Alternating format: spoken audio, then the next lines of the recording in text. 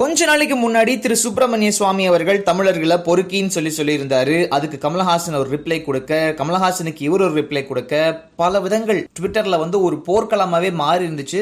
இதை நாங்களுமே உங்களுக்கு ரிப்போர்ட் பண்ணியிருந்தோம். இப்போதைக்கு மறுபடியும் இந்த பொறுக்கி அப்படின்ற ஒரு வார்த்தை லைம் லைட்ல வந்திருக்கு. கட்டசி யாருன்னு பாத்தீங்கன்னா அதே சுப்பிரமணிய சுவாமி அவர்கள். எந்த பிரச்சனைக்காக இப்போ உள்ள இறங்கி இருக்காருன்னு சொல்லி பாத்தீங்கன்னா, சமீபத்துல தமிழக மீனவர்கள் மேல இலங்கை கடற்படையினர் துப்பாக்கி சூடு நடத்தினாங்க. அதுல ஒருத்தர் உயிரிழந்தார். அவரோட கழுத்துல குண்டு பாஞ்சிருந்துச்சு. இப்போ இதுக்காக போராட்டம் கூட போய்கிட்டு இருக்கு.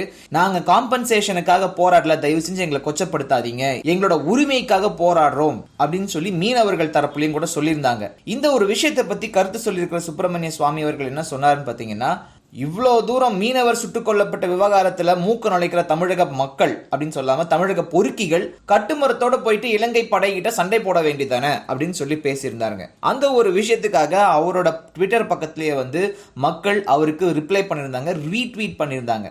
இந்த ஒரு நேரத்தில் அதுக்கு அடுத்தபடியா சுப்பிரமணிய சுவாமி அவர்கள் என்ன சொல்லியிருக்காரு அப்படின்னா, one thing to note about Portuguese, இவங்களுக்கு இந்த தோல் இருக்கு பாத்தீங்களா, அது காண்டா மிருகத்தோட தோல் மாதிரியும் மூளை அப்படின்றது கழுதையோட மூளை மாதிரியும் தான் இருக்கு.